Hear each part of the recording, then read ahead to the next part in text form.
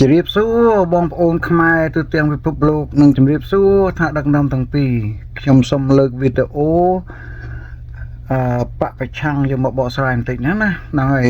សូមនាំគ្នាសម្ដាប់ដូចតទៅចាំមើលគេនិយាយពីស្អីហ្នឹងហើយនេះជាល្បិចវាខំបំប៉ោងដើម្បីស្រង់សម្បត្តិវាខាងមុខណាបងប្អូនខ្ញុំនិយាយច្រើនដងហើយភាសាអស់ហ្នឹងបពប្រឆាំងនៅក្រៅប្រទេសគ្មានសិទ្ធិធ្វើស្អីទេ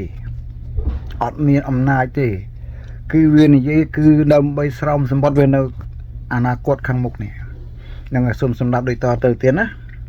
ព័ត៌មានចុងក្រោយមកថាមន្ត្រីរដ្ឋាភិបាលក្រៅប្រទេសបានឲ្យដឹងថារដ្ឋអាជ្ញានៃតុលាការព្រហ្មទណ្ឌអន្តរជាតិហៅកាត់ថា ICC នោះបានកោះហៅតំណាងរដ្ឋាភិបាលកម្ពុជាឯករាជ្យ$23ឲ្យទៅបំភ្លឺហើយគឺថាពាក់ព័ន្ធទៅនឹងហ្នឹងហើយចំណុចត្រង់ហ្នឹងថាគេផ្ញើណែសេចក្តីរបាយការណ៍ឲ្យវាឡើងទៅពិភាក្សារឿងហ្នឹងណាវាមានសិទ្ធិអីទៅពិភាក្សានោះហើយរបាយការណ៍ថាគេផ្ញើមកឲ្យវាកោះឲ្យវាឡើងទៅជួបគេហ្នឹងអត់បង្ហាញទេអត់បង្ហាញសម្បត្តិហ្នឹងមកទេចេះតែលើកវាលើកវាមកតបកស្រាយរបូតសម្រាប់ដូចតទៅទៀតពាក្យបណ្ដឹងដែលរដ្ឋាភិបាលនេះបានប្តឹងភាគីថៃអំពីបទឧក្រិដ្ឋកម្មសង្គ្រាម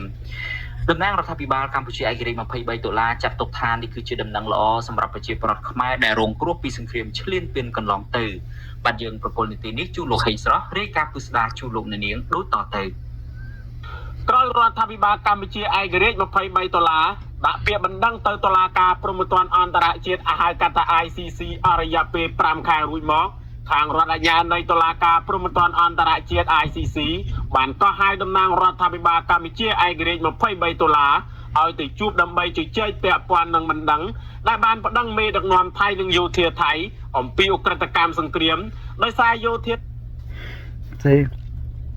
គឺវាគិតតែប៉ុណ្្នឹងឯងសប្តាហ៍នេះវាគិតតែខំបំប៉ោងដើម្បីស្រោមសម្បត្តិពួកវាហ្នឹងឯងអូខេ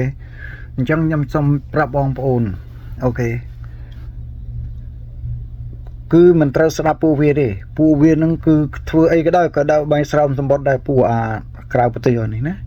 ហ្នឹងហើយដូចខ្ញុំប្រាំអញ្ចឹងថាវាអត់មានសិទ្ធិទេវាពួកវានៅក្រៅប្រទេសសិទ្ធិតែអនិកជនគ្មានច្បាប់ឯណាទទួលស្គាល់វាទេដូចយើងមានផតតាំងស្រីជាង30ឆ្នាំជិត40ឆ្នាំហើយតើវាខុសប្លែកអីខ្លះទេវានៅតែដែលហ្នឹងវាយប្រហារថ្នាក់ដឹកនាំដើម្បីស្រោមសម្បត្តិខ្លួនឯងវាយប្រហារថ្នាក់ដឹកនាំដើម្បីស្រោមសម្បត្តិពួកវាហ្នឹងហើយអូខេហ្នឹងហើយខ្ញុំក៏សូមជម្រាបហ្នឹងថាអត់មានណាខ្លាំងជាងថ្នាក់ដឹកនាំខ្មែរយើងទេអូខេសូមបងប្អូនចងចាំទុកប្រទេសខ្មែរពឹងលើត្រកូលហ៊ុនហើយទោះតែបរាជ័យឬក៏ជោគជ័យគឺលើត្រកូលហ៊ុនហើយអូខេកុំគិតរឿង$23ស្អីនោះអូខេខ្ញុំមិនយកសម្រាប់តាមពួកនោះទេព្រោះ$23នេះវាបានស្អុយយូរមកហើយអូខេ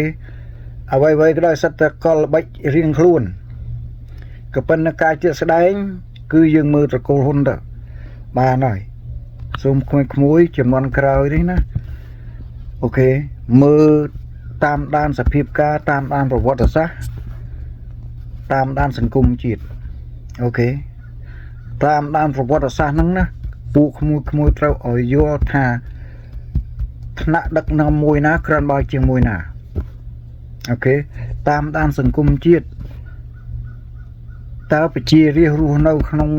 បច្ចុប្បន្ននេះវាមានគុណភាពយ៉ាងណាពីសម័យដើមគុណភាពយ៉ាងណាអូខេតាមដានសភាពការតើប្រទេសរីកចម្រើនយ៉ាងណានេះណាសូមផ្ដាំឲ្យផ្ដាំទៀតអូខេរៀនតាមដាន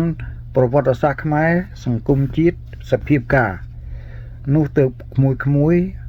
យល់ដឹងថាវាយ៉ាងម៉េចអូខេហ្នឹងហើយក៏សូមផ្ដាំប៉ុណ្ណឹងទេអូខេកុំជឿពាក្យសម្ដីឃោសនាអូខេសុខសប្បាយទាំងអស់គ្នា